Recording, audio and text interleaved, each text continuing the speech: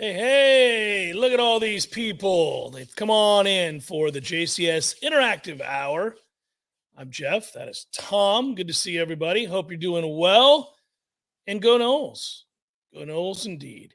Florida State in a good position, a relaxing week. It's kind of cool to be able to relax. Everybody else frets about what's happening, whether or not they're going to make it in, whether or not they're recruiting well. Florida State's recruiting exceptionally well. It's getting better by the hour. They've won all their games.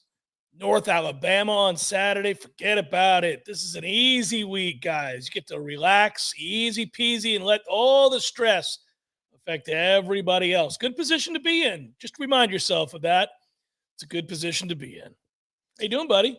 I'm hanging in there, man. We're powering past. It's that time of the year. Actually, usually it comes around Thanksgiving for me, so I guess it got in a little early. Timed it right for North Alabama. But happy to be here on a 10-0 week. It's the first time we've ever done that in this forum.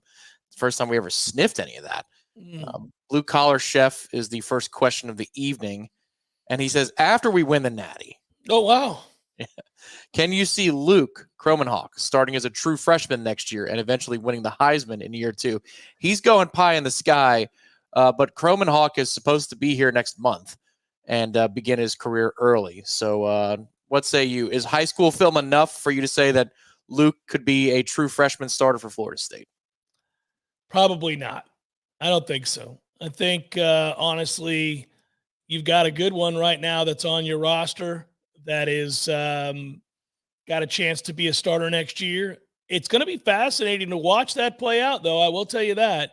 I want some good old-fashioned quarterback competitions around these parts where you have legitimate candidates.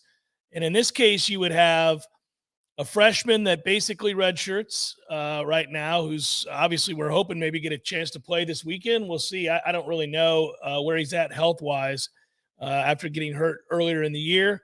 And then I think, obviously, Tate, if he's still here, will fight for that job. Lord knows he's had a ton of experience, and he's been here forever, and he knows the offense. So between Tate and Brock, you just don't know. And then you bring in a true freshman. I don't think you want to start a true freshman. The level of how talented you have to be to come in and play as a true freshman in college, especially given that Florida State will have conference championship aspirations next year. And I think you would probably lose a game or two from inexperience. And if you started a true freshman, I just don't see it. Yeah, I think the Warchant raps from spring camp would be you guys, whatever mix of the two or three of you talking something along the lines of what did we just watch? What? Oh my God, this kid is the truth. This kid is right. We would be in awe. Yeah. It would have to be that kind of special. We didn't even see that from Jameis. No. So Jameis had good days and bad days, and we got blocked out of practice and all of that. But then, you would hear from people there that, oh man, there are days where he looks like the best quarterback already, but then other days where he was really inconsistent. And so it wasn't until he was a redshirt freshman that he started it, and we all know the rest is history. Tony's being harsh here. He says, is it bad that I only care about the offensive lineman next year and wanting to see Roddick Byers and Keandre Jones move on? Great young men, but I think they lack. I agree with you, Tony. I think it's time they go ahead and take it on down the road. I don't now. Maybe some depth pieces are there, and I feel you. There's room for development for a couple of those guys. I'd say that way. Z-Chan, hola, gents. Hola. Who do you see as being a star on offense and defense for us next year? Which players would you expect to leave but don't because of the battle's end? Aha, retention candidates. Well, Peyton is a retention candidate. Farmer is a retention candidate. Those two individuals return. Both should have massive seasons. Yeah. I think they'll be big time. And then in that secondary, you've already got some guys that we really love. Conrad Hussey, if he could ever figure out where to be, is already physically better than what you're playing with back there. So Conrad is a guy that I think could be a star, and he just doesn't know what he's doing. So that would help. Figure that out, and he'll be a star. I think Azareye'h Thomas is going to be a star next year. I really like his development this year. There's some reasons to be excited. Hopefully Blake is a star next year at linebacker. He's gotten plenty of opportunities. He's learned quickly on the job for a true freshman. So he puts on some added strength and size. He could very well be a guy. Now, you need to add at linebacker. You really do, because I don't think Omar Graham is, and I don't think some of the other guys are. So you got to add there. Yeah, I'd say Peyton is the answer to both. I just, in this offseason, I was a broken record behind the scenes when we were talking, and it could be you or me or other members of the staff. I was worried that Patrick Peyton was several unsportsmanlike conduct, 15-yard flags just waiting to happen, because he's up against that edge in practice often. Yeah. And so I worried about a liability factor as to, how he would comport himself during games. He's been great. He's been fine during games. And moreover, he shows all those little extra things that can make you a star. Like last week, there's a play where he sniffs out a swing pass to the flat. And that's not the first time he's done that this year. Oh, yeah. Old batted balls, Peyton, because he leads non-defensive backs in the ACC in pass breakups. Yeah. He does so much. And there was, I remember cutting up a few plays from the LSU game where he makes plays that are not his responsibility, but it's just through hustle and effort that he's in position, one of which was a stop along the goal line against LSU. I mean, that dude is going to be a stud, and he needs to be a priority. I think he'd be up on that borderline of what's more financially beneficial to me, staying or going. So hopefully the convincing can be done on the right side of that equation. Tom, he's got to stay. He's not ready for the NFL. That body type is not there. He's not ready. And he would do himself a huge disservice by trying to jump to the league after this year. He's got a chance to be a star in this league, an All-American player next year. He's just not ready. So that doesn't mean he won't go, Tom, and it doesn't mean that, he doesn't get dreams of the NFL in his head. But no, man, he would be, in my mind, it would be a foolhardy move to go to the pros. No, I don't think so. Before I get to FSU fan here, I saw somebody ask about which 2024 freshman might have a chance to come in and get a little burn next year. Mm-hmm. I believe that was K. Jack the Great said that. And I would tell you that I can't wait to watch Cam Davis. Cam Davis, if you look at him at 210, 215 pounds, buddy, the low center of gravity, the ease with which he just kind of floats around when you watch his highlights and you watch him run, even some of those runs, just him against air. I thought, oh, buddy, this is something. Now you got a lot of running backs, but that kid could come in and play. He's got a little something to him. Yeah, I think a couple of those guys in the secondary can be your studs. KJ Bolden, for a reason, is sought after by Georgia, and they're going to keep swinging until we get to the final bell and there's a sign on a piece of paper, a signature on a piece of paper. He and Lester. I mean, that's I'll give you another one. I'll give you another one. A receiver that's currently committed to Ohio State maybe here to do some damage. Well, there you go. There's a question related from R. Wilmer. Got any juice you can share? Any juice that really is something that Langston would even tell you, is because he went public with a recruiting prediction for Kai Bates, the kid who just decommitted over the weekend from LSU. So FSU is trying to fortify its secondary ranks even more, and they are doing so. Yeah, they are. Let's fortify that offensive defensive line, guys. Let's get to fortifying that offensive defensive line, because I think the only difference between us and Georgia is that. Blue collar chef off the wall question. That's why you can ask us anything. But he wants to know what you think about Vrabel and the Titans. You think that he's about to get run out of town? Yes. Okay, there we go. Easy enough.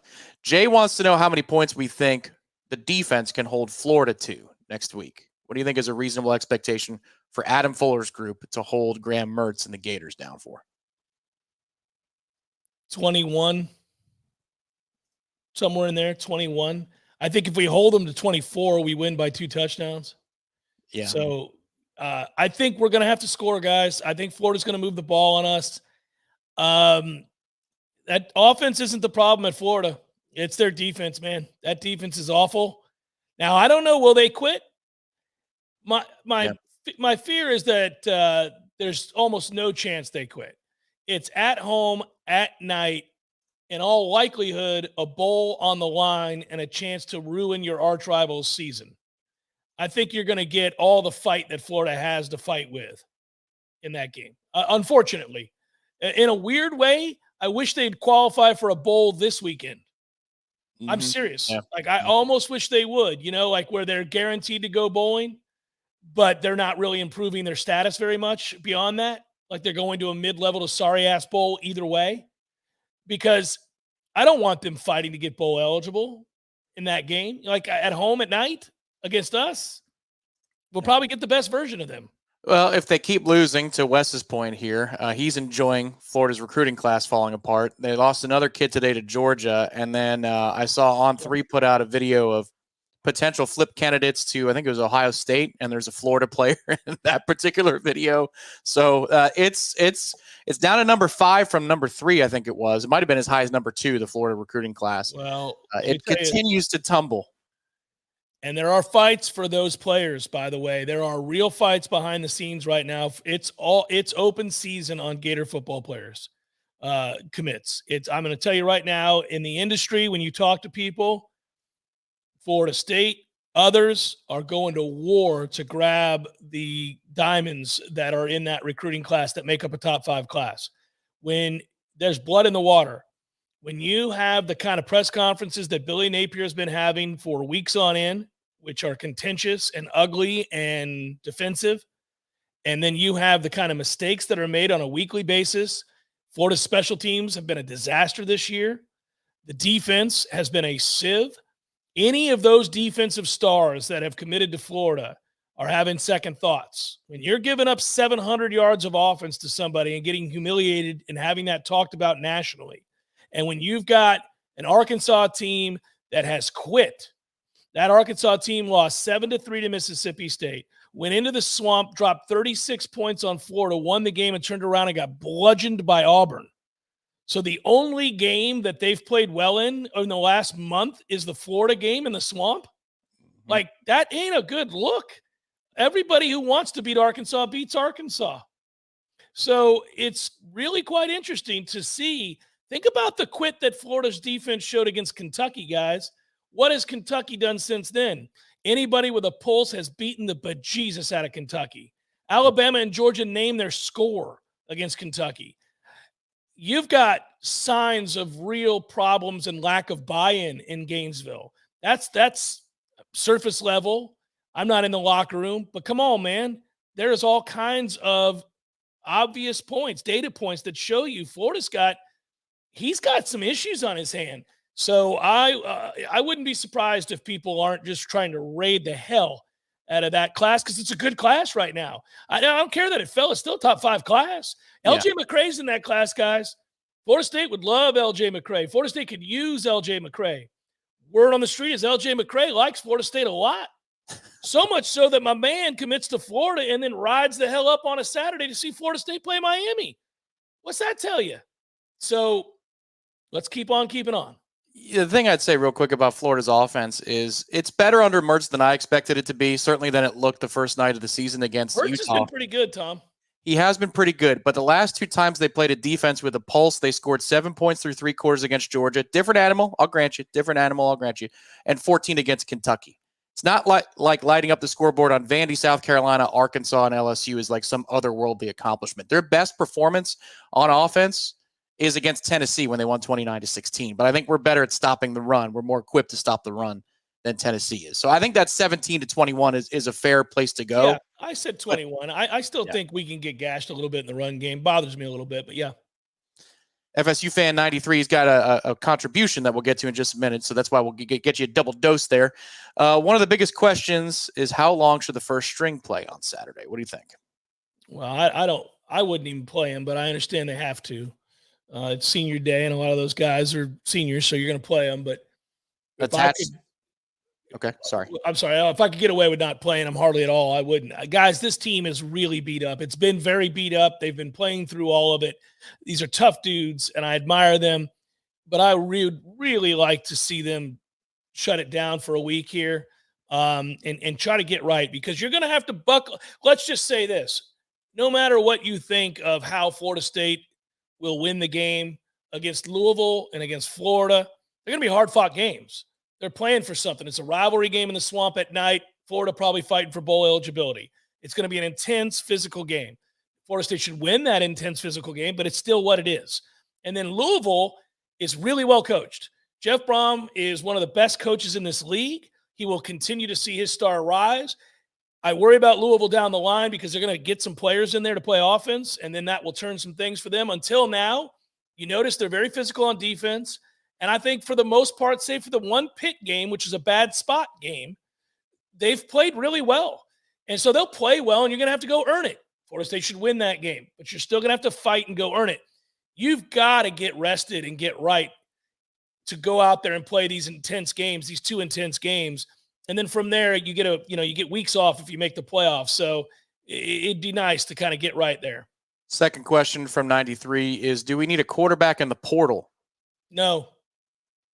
Yeah, I tend to agree. I think you're going to be okay there. The only way you do that is if you get the best quarterback in the country who wants to come in and play for you, and it's a no-brainer. But, I will tell you, in talking to some people and then just doing some work on my own, who would you want?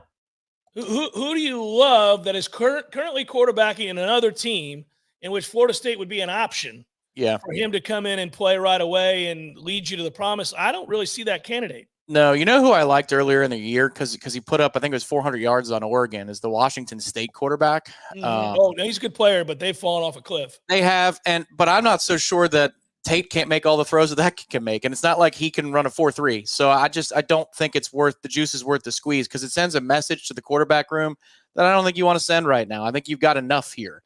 Tate's got enough big time throw capability. He's shown at least some ability in real live fire drills, so to speak, in college football that he can handle the moment. He knows how to take one-on-ones, and if that doesn't work out, he got Brock to fall back on. So I love Brock Glenn, guys. I'm going to tell you right now, I really like Brock Glenn. Tate might be able to win that job. I think it's a real battle between those two when we get into the offseason. That will be a fight. Brock Glenn wants that job. Brock Glenn's a good athlete and maybe capable of winning that job. So that'll be a good battle. Unfortunately, one of those kids in that room is going to have to take it on down the road. Look, I'd rather shop for staples than luxury items. I think a quarterback at this point, unless it's a Heisman candidate, is a luxury item. It's minimal gain over what you have in house. Correct. Or you can make big leaps in certain position groups. You got to go and listen, if we're talking about what you're recruiting, what you're bringing in from the portal, and what the Battles In can do, and we're adding that up to one big giant pie. Hey, man, offense and defensive line. And defensive line. Yeah, 100%. Lee Fields. Should we get to garbage time? God to help us if we don't. If we don't, we got bigger problems. What reserves are you looking forward to seeing? Well, I said earlier that I really think this could be a big Vendravius Jacobs game. I think he could have a huge afternoon or evening, I should say. He's an elite talent. He just hasn't always been as focused as one needs to be to get the opportunities to play. If he is focused and he's done the right thing these last couple of weeks on and off the field, I think he could have a breakout game. He's real quick, guys. He's real quick twitch. You guys have seen him some, but he can be a special player. And then I don't know how healthy Hakeem is, or for that matter, Destin is. But if they're back right, a receiving core that would feature Vendravius Jacobs, Hakeem Williams, and Destin Hill would move the needle for me. I'd say if they can get Brock in, I want to see him and some of the young offensive linemen. Jalen Early is somebody who, when signing day happened a couple of years ago, I don't think he was the head honcho, like the guy that you circle and you say he could be the one.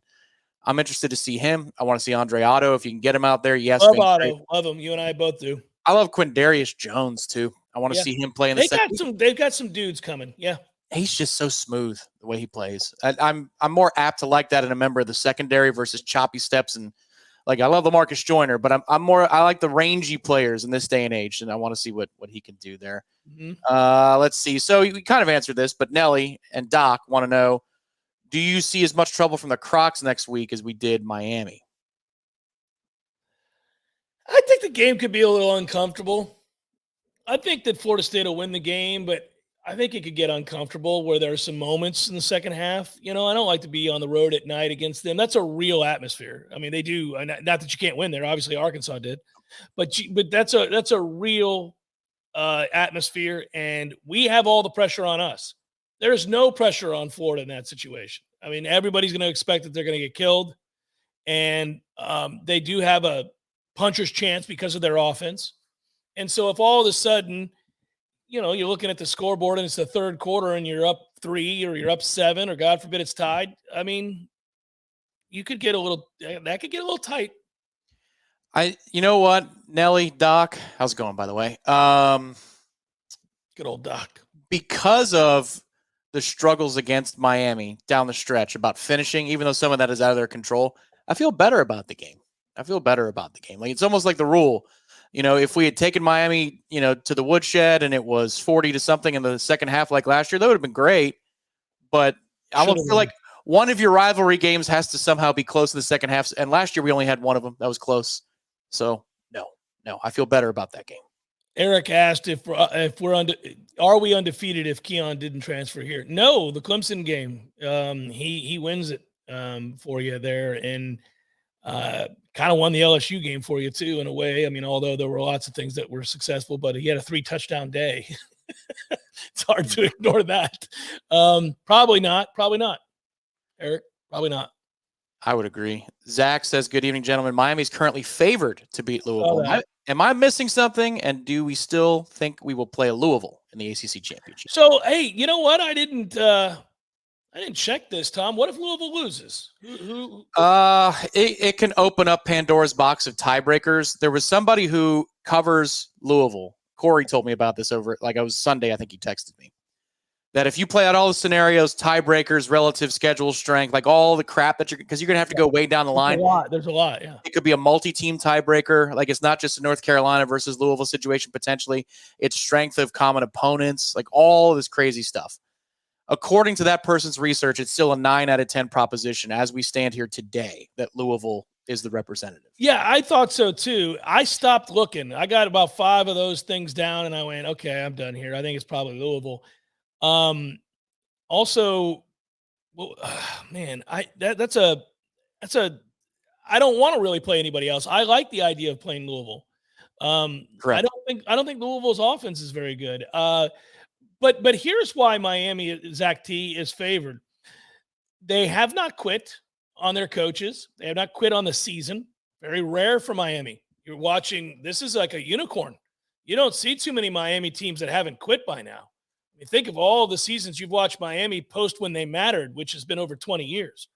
They haven't mattered in over 20 years. And in that period of time, there's a pinpoint moment where you go, oh, there it is, they quit. There it is, they quit. So most of the time you're like, oh, they've quit by now. For Christ's sakes, they've played 10 games. But and they lost to Florida State again. But they fought like hell, and I think they'll continue to fight. That's the one thing with Cristobal, Tom, being one of their own and his mentality.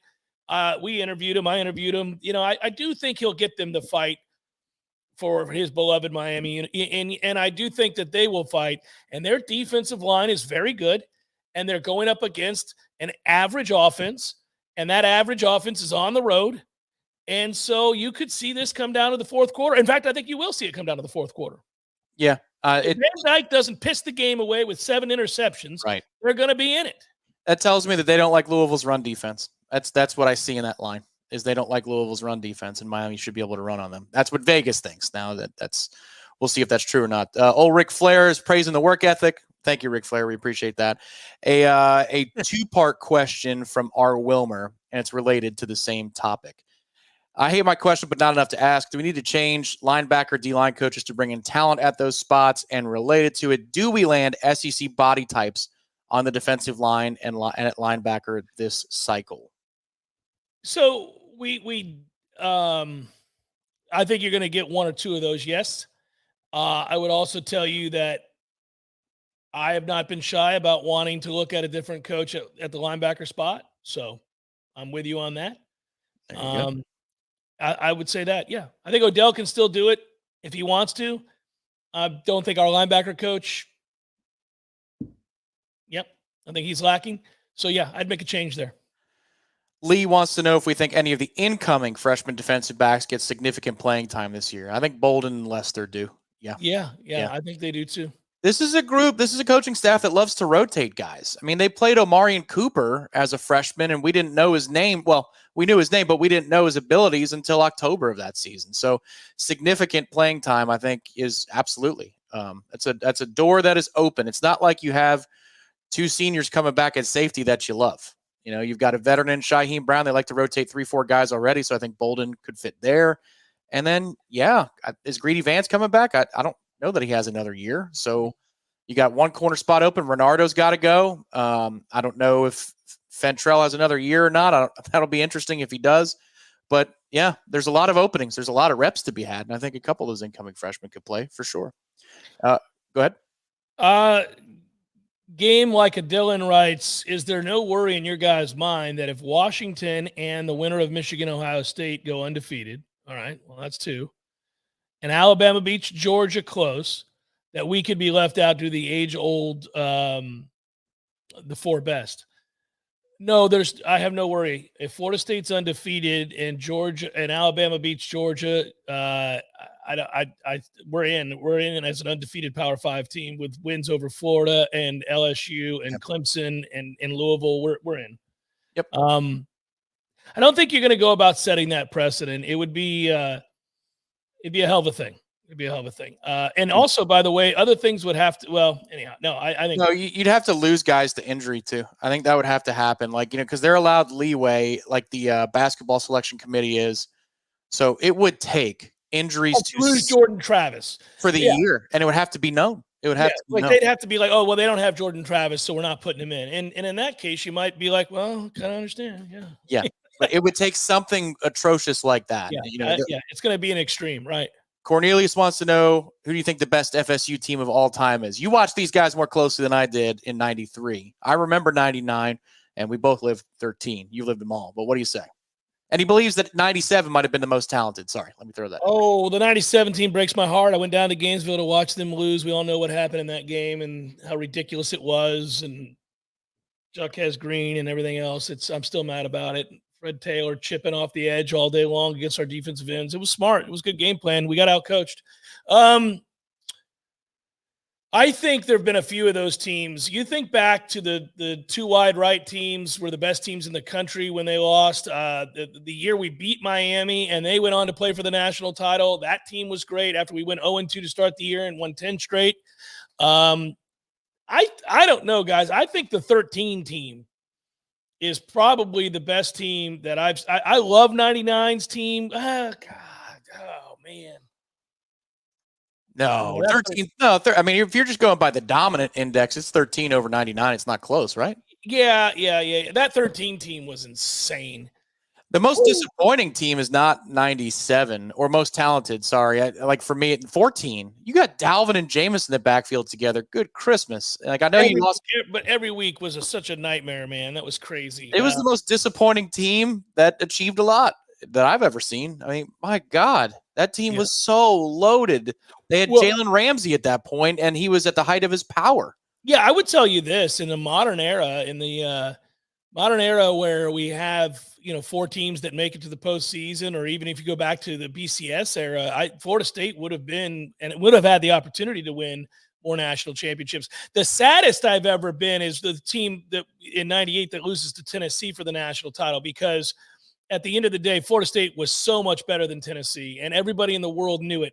And if Chris Winkie doesn't break his effing neck against Virginia, quite literally, we would have beat Tennessee by 4 touchdowns. Tennessee beat a Florida State team with the Rooster at quarterback by 7 in the national title game. 7. We couldn't throw a forward pass, and they won by 7. Chris Winkie would have beat that ass. We are ever closer. We are ever closer. Well, 12 was actually a missed opportunity too. I mean, good God, you're up 16-0 at NC State. You turn it over 5 times against Florida. All you got to do is win those 2 games, which isn't that hard to do, and you win the national title because you smoked Notre Dame's ass. You'd have beaten Notre Dame by 50, just like. But then you don't have the motivated group in 13 that will love forever. Like I don't think they have the same attitude. Clearly, they did from 13 to 14. But that team, it's almost like 12 had to happen in order for 13 to be as special as it was. But the symmetry of it all, man, we were in the first BCS title game. We were in the last one. We're in the first 14 playoff. We're almost there. We're almost there for the perfect closure of the circle, which means that we'd also have to be in the first 12-team playoff. Well, and I think we could very well be, buddy. I think we very well could be. Garrett wants to know what school you're looking at with your transfer portal powers that you think that we're summoning people from. A couple. I think there's a chance that you could pluck a couple of kids from that Michigan State team. I think there's an opportunity, perhaps. I don't know specifics, but obviously Texas A&M's in disarray. Is there a kid or two that had committed to Jimbo that maybe you could woo back to Tallahassee? Who now the problem with a lot of the kids that went with Jimbo in the A&M program is Jimbo's a mess, and so were those kids. And you don't want to upset the apple cart here. You've got good kids in that locker room. You've got a lot of good guys who get with the program, who work hard and play well together. So I'm not taking a 5-star kid just to take him. I got to know that and Mike hasn't either. So I got to know that they're right. And then I think you can, I don't know. I would identify, let me tell you right now, I would identify a badass linebacker, a sideline to sideline, 235-pound, get you some a little crazy in the head linebacker. I would find him and I would get him here, whatever it took. I want a rock solid, game in, game out, run stuffing badass at linebacker. One who can diagnose, who triggers, who's evil, who hits with ill intent, who's borderline dirty. I want that at linebacker. I'd find one. I don't care where he is. They're out there. FSU Fan 93 is back again. It's kind of the same question, so I'll change and alter the second question. Best matchup for FSU in the college football playoff, and who would you want to play in the college football playoff? I think your answer would be I'd want to play the team that gives me the best matchup. So who would the second team in the championship round be that you'd want to play? So round 1, ideal opponent. Round 2, ideal opponent. What do you think? All right, I'm gonna shake it up and give you a surprise answer. I want to play Georgia in the first round. I want to play Georgia in the first round because I got 3 weeks to prepare for them. I get Darrell Jackson back. Let's go to war because we're going to have to beat him one way or the other. And so I want 3 weeks to prepare for him, not 1 week. I want 3 weeks to prepare for him, not 1 week coming off of a war the week before. I want 3 weeks. Come on. Let's get it on with Georgia because if you win that game, man, you can beat anybody else. You could beat anybody else. Now, I'm not saying you would, but you certainly could, and you would know you could because, come on, man, Georgia has stockpiled great class after great class after great class. The talent is otherworldly. We've seen it. They're starting to play like that now. The thing that disappoints me more than anything else this season is Carson Beck is going to be a first-round draft pick in the NFL.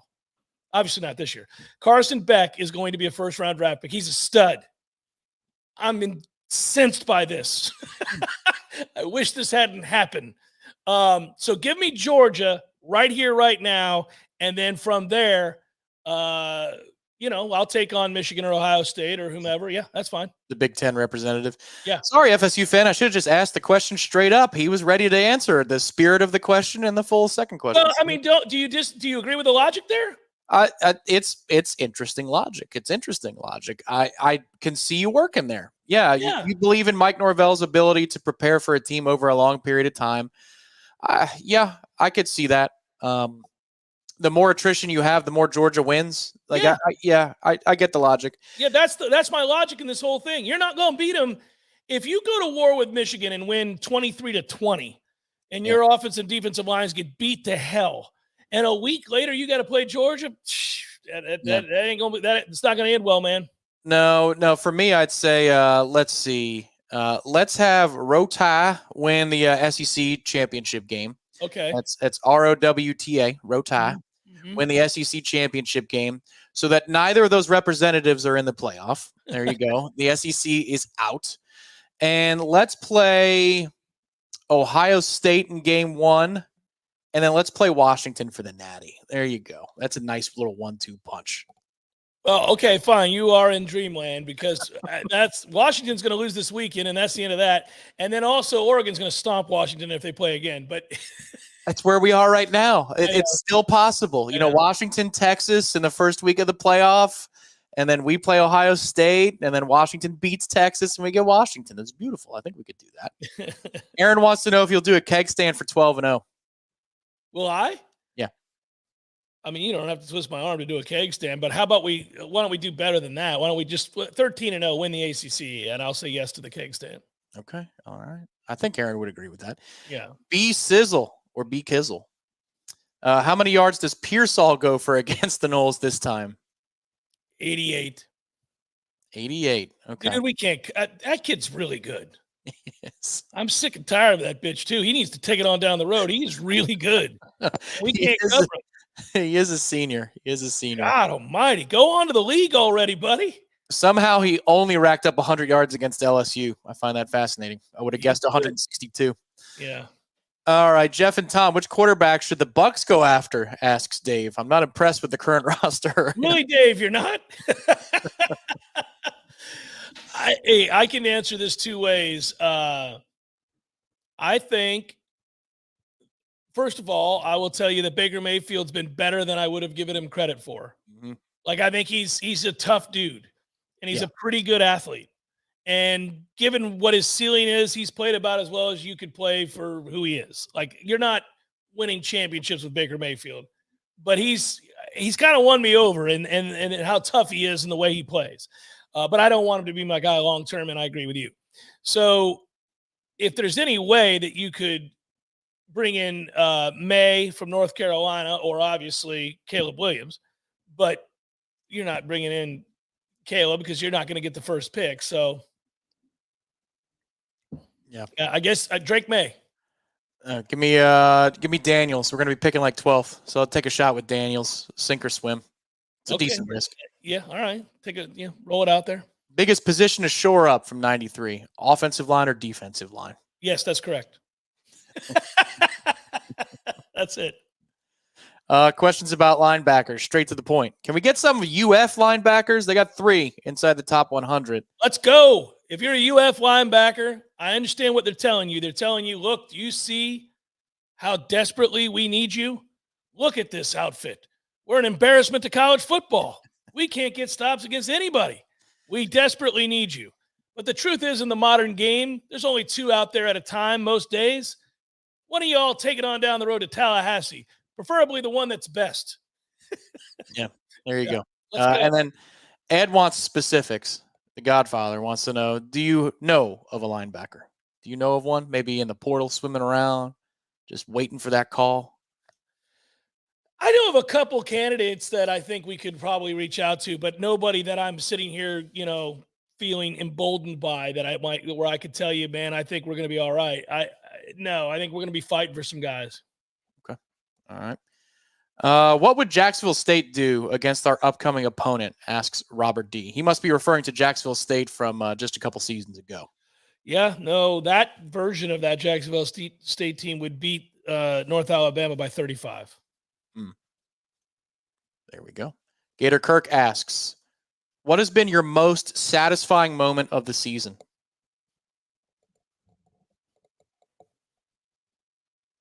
I think beating Clemson on the road because it had been so long, and Clemson blew that game. Let's be honest. They should have won the game. So Dabo's arrogance and his hubris and those fans having to watch them miss that field goal where they thought this wonderful storyline was going to play out. There they were. They had this fairy tale of a situation lined up. He would have been insufferable had he beaten Florida State again this year, given what we'd been going into that game and the comments surrounding Clemson. And then having to watch him miss that kick and have that look on his face and then watch Florida State score and the Keon Coleman touchdown, and then watch as their quarterback decides to use the pass option in the RPO after they were going to hand the ball off to a very capable running back from a yard away, only to lose a couple yards, be forced to have to throw, which is an iffy proposition, and they knew it in that look of fear, disgust, and loathing, followed by that ball being tipped and that look of shock and dismay as we ran onto the field to celebrate. Yeah, that was my most satisfying moment of the year. Yeah, a little Roy Kent action on that look. Yeah. Hell, effing hell. Yeah. And then he did it again against Miami. He went rogue. Yeah. That's just what an interesting career. First game this season, he doesn't slap Dabo high five. Dabo rolls him for not sliding properly. The Florida State game, he goes rogue, and Dabo says, I shouldn't have given him an option because he's too stupid to understand the situation, in so many words. And then he didn't have the option against Miami.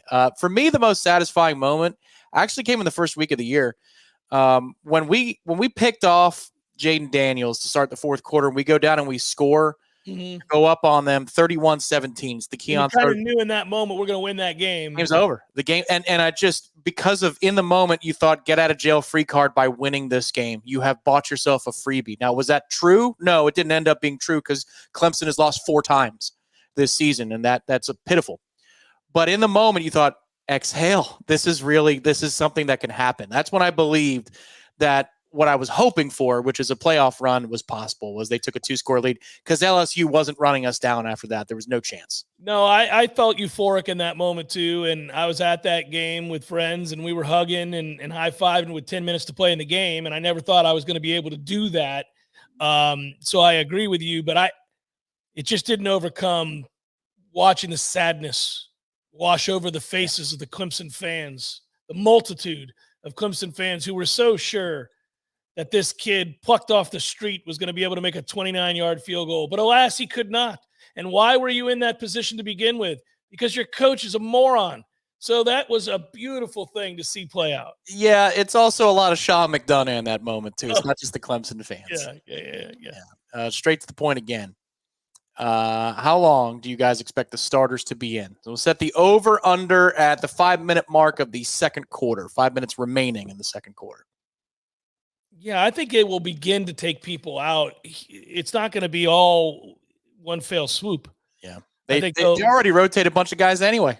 Yeah, but I think like if you get up a couple scores and it looks like it's going to be easy sledding and you see the matchup is terrible and you're like, oh, this poor team really can't compete. It's understood.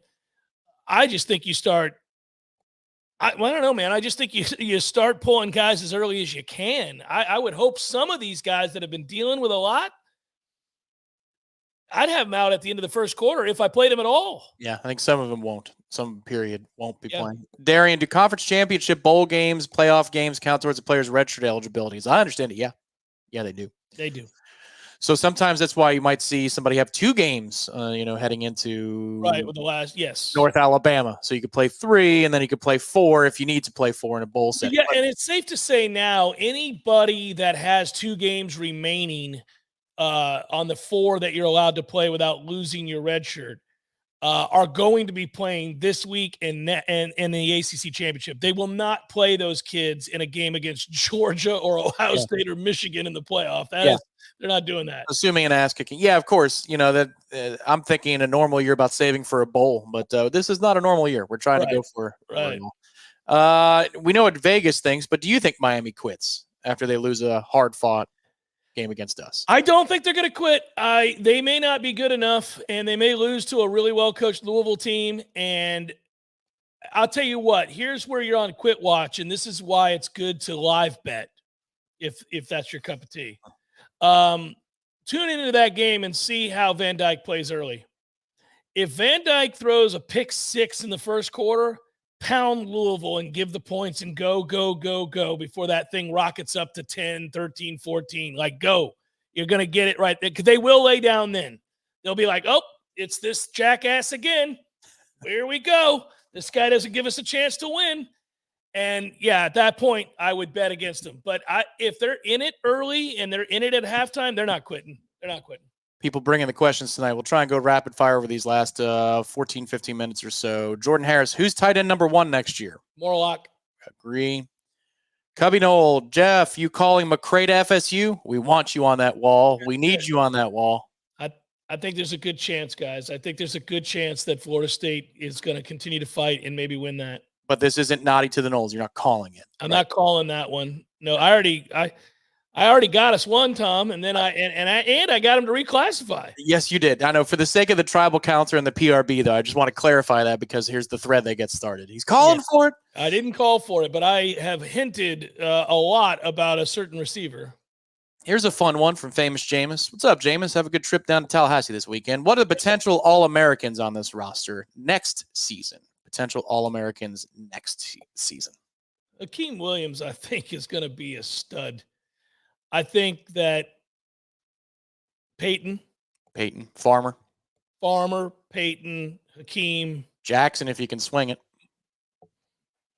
Maybe Morlock could be awesome next year, man. I mean, I think that's an NFL tight end, and he's going to get bigger and stronger. And think how fast he acclimated from shorter college to FSU. In one camp, he won the job. I mean, that's pretty amazing.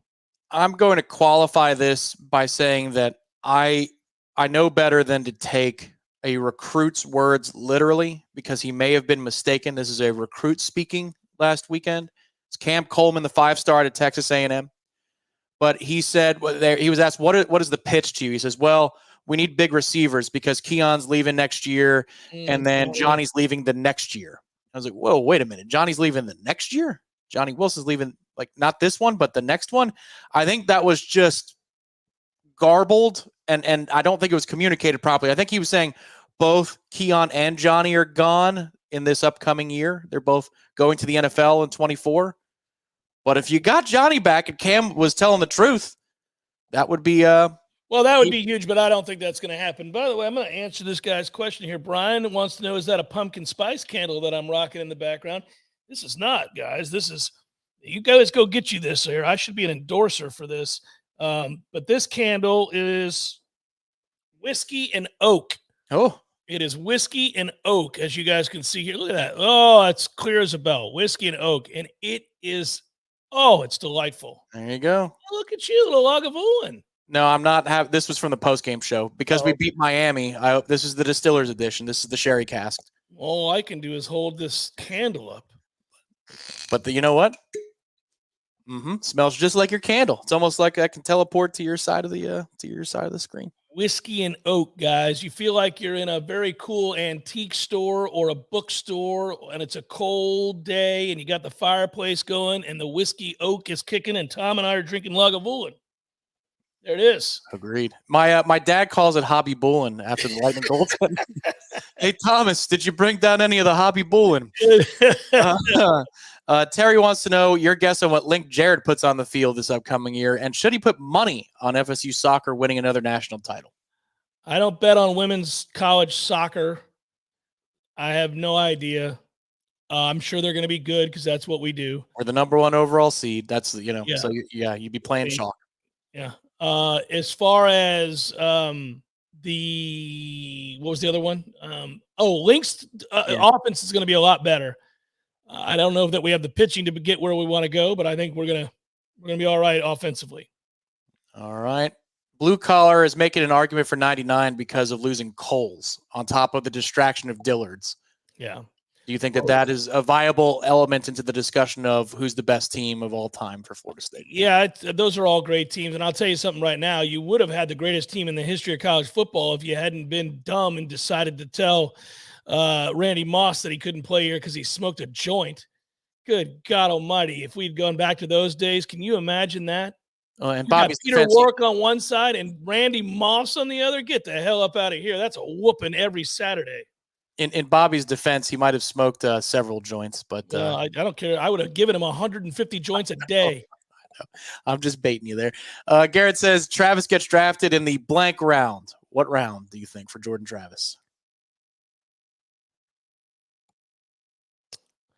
4th or 5th. Yep. Agreed. I think that's about right. 4th or 5th. Seminole Wind wants to know about Bama. Do they have the surge without Jalen Milroe, and do they have a shot against top competition without him? He thinks that it's all basically Jalen Milroe that takes Alabama to a different level. Yeah, he's a stud, and I don't want to play him. He's a 240-pound or 250-pound, whatever, battering ram. He is a faster Tim Tebow who throws a better deep ball. I don't want any part of that. That dude is a monster, When I watch him play, I think, well, they finally figured out how to use him. And so when you watch, no, they don't turn it around without him. And he's been awesome. This may be one of the 3 or 4 best coaching jobs Nick Saban's ever done. You think back on the game against USF, who's awful, by the way, and you think back on how close they were to actually losing to USF, fresh off of getting their ass kicked against Texas at home, which doesn't happen. That thing would have gone off the rails. And there were already people talking after that game about he's lost it, needs to retire, etc. And I think Georgia, if they're being honest, knows that's going to be a war. That's going to be a war. I can't wait to watch that game. Well, we'll have time. It'll be the lead up to the kickoff of our game against most likely Louisville, but we'll see who it is.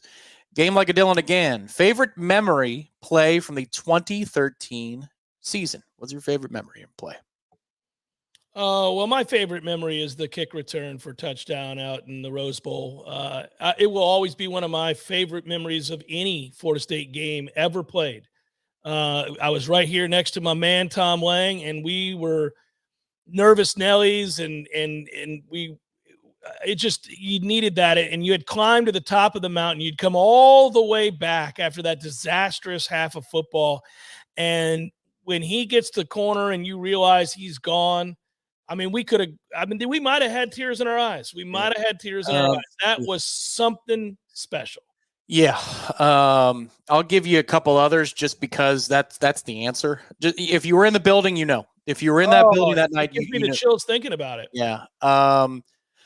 2 from the ACC championship game. Jameis putting his hands to this guy for a touchdown when Carlos Williams is 10 yards away from scoring. Yeah. And he had to run through 3 people to do it. And Jameis still knew that he already knows, like, that's a monster getting the ball. And off hands. Post game, that was the birth of the dead fish handshake, which is an amazing, amazing Jimbo moment where he's like, my man's mad. Yeah. He's laughing at him. And then another one was Winston to Kenny Shaw before halftime against Boston College. It's a great play, but it's a nothing game. But we needed a rally. That's where some choice words were said in front of a family at Corner Pocket Bar and Grill. And I may have said some things that you shouldn't say. One of my most self-controlled moments watching a game, like I was locked in. We were going to win the game. You feel it at that point before halftime. But I see the snap, and it's a disaster of a play. Like, he's going to be sacked. So I get up from the bar stool because I know there's going to be a line going to the bathroom. So I take off for the bathroom. I beeline. There's a TV on the bar mirror just next to that hallway for the bathroom. If you've been in Corner Pocket, you know exactly what I'm talking about. And I see him break the pocket and roll right, and I stop dead in my tracks to see the play. And if I had listened to my bladder over my brain, I never would have saw it in real time and reacted to it in real time. I'll give you one more from that season, and I'm standing on the sideline quite literally next to Jimbo, and that is, I mean, he's right by where I am, and he looks over at me like he doesn't understand why I'm there. He's like, why is Jeff Cameron standing next to me on my sideline at Clemson? This is ridiculous. But it's the Rashad Green catch, make you miss piece. He goes 0 to 60. It's pretty incredible. And then the best part about that is after he scores, I look over at Jimbo and we smile at one another. Speaking of the position, which young receiver are you most excited to see? And we'll go with this weekend. We're talking this weekend. Well, I don't know the health. I don't know who's being green lighted. If Hakeem is being green lighted to go Saturday, he's the answer all day, every day. If he's not, then I hope Ventravius Jacobs gets to play a lot because he's a stud. Let's see. Bill.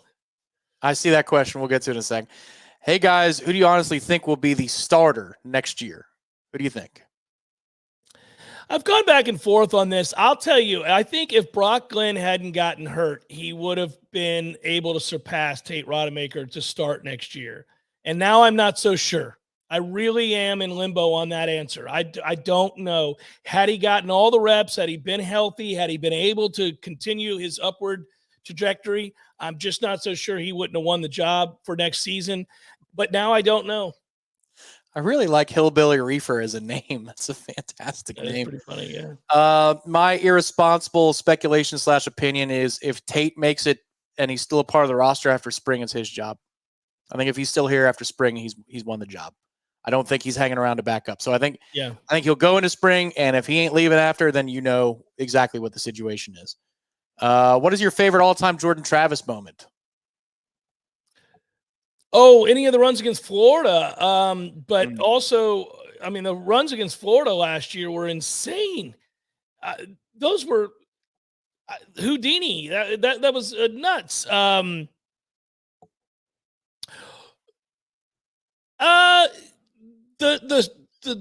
I'd say the dart that he throws against Miami last year.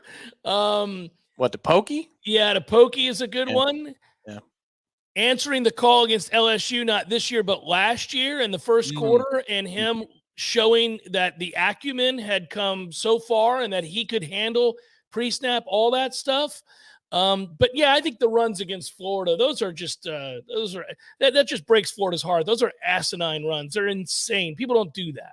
Yep, that's the correct answer. So for me, I'll say something different because second quarter against Clemson this year, he was a freak. He was he did play well in the second. It was all him. I mean, he could do 4th and 14. Like I see King Spleen right in here. 4th and 14 was a pretty big play.